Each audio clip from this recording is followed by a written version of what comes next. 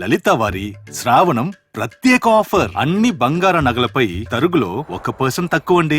Diamond జ్యువెలరీకి carrot కు 5,000 తక్కువండి. ఇతర షోరూంల ఆఫర్లతో పోల్చి చూడండి. నగలు అలాగే కొనాలండి. వక్ఫ్ బోర్డు బిల్లులను జాయింట్ పార్లమెంటరీ కమిటీకి పంపింది కేంద్ర ప్రభుత్వం. వక్ఫ్ బిల్లుకు అభ్యంతరం వ్యక్తం చేసిన విపక్షాలు జేపీసీ వేయాలన్న వారి డిమాండ్కు ప్రభుత్వం అంగీకారం తెలిపింది.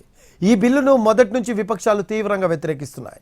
బిల్లును ప్రధాన ప్రతిపక్షమైన కాంగ్రెస్తో పాటు టీఎంసీ, ఎస్పీ, మజ్లిస్, కమ్యూనిస్టు పార్టీలు వ్యతిరేకించగా చట్ట సవరణ బిల్లుకు టీడీపీ, జేడీయూ, అన్నాడీఎంకే మద్దతు ప్రకటించాయి. వక్ఫ్ బిల్లును జాయింట్ పార్లమెంటరీ కమిటీకి పంపించనున్నట్లు లోక్సభలో ప్రకటన చేశారు కేంద్ర మంత్రి కిరణ్ రిజిజు. नहीं है क्योंकि इसमें हमारा मंशा साफ है, हमारा कदम साफ है. किस चीज से डरना है? किसी भी कमेटी में जाके इसको स्क्रूटनी करना है, हम स्वागत करते हैं सर. इसमें पीछे हटने का सवाल नहीं है. ज्वाइंट पार्लियामेंट्री कमेटी गठन करके इस बिल को रेफर किया जाए और फिर ऑल पार्टी अपने संख्या के हिसाब से वहां पे विस्तार से चर्चा करे और स्टेक होल्डर से बुला करके जो भी सुनना है आप इस कमेटी को अधिकृत रूप से यहां से आप पास कर दीजिए. और भविष्य में हम खुले मन से इस तरह का आपका सजेशन हम जरूर सुनेंगे, लेकिन देश के लिए जो सही है हम जरूर करेंगे.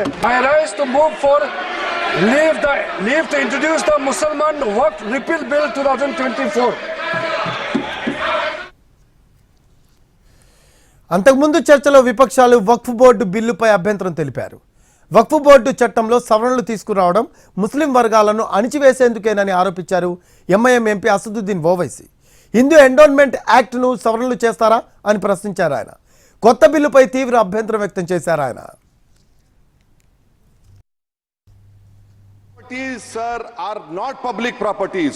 By removing waqf by user, this government wants to take over dargah, masjid and waqf properties. Sir, take this example of 107. You have made it more difficult to be removed. Encroachment happens. Section 37 removes protection to waqf properties.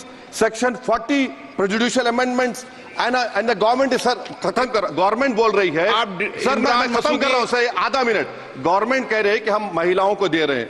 मुझे यकीन है कि आप बिल्किस बानो को और जकिया जाफरी को member बनाएंगे, मुझे यकीन है. मैं आपसे जानना चाह रहा हूं सर कि ये जो आप बिल ला रहे हैं, आप देश को बांटने का काम कर रहे हैं, जोड़ने का काम नहीं कर रहे हैं. आप दुश्मन हैं मुसलमानों के, उसका सबूत ये बिल है. Thank you sir.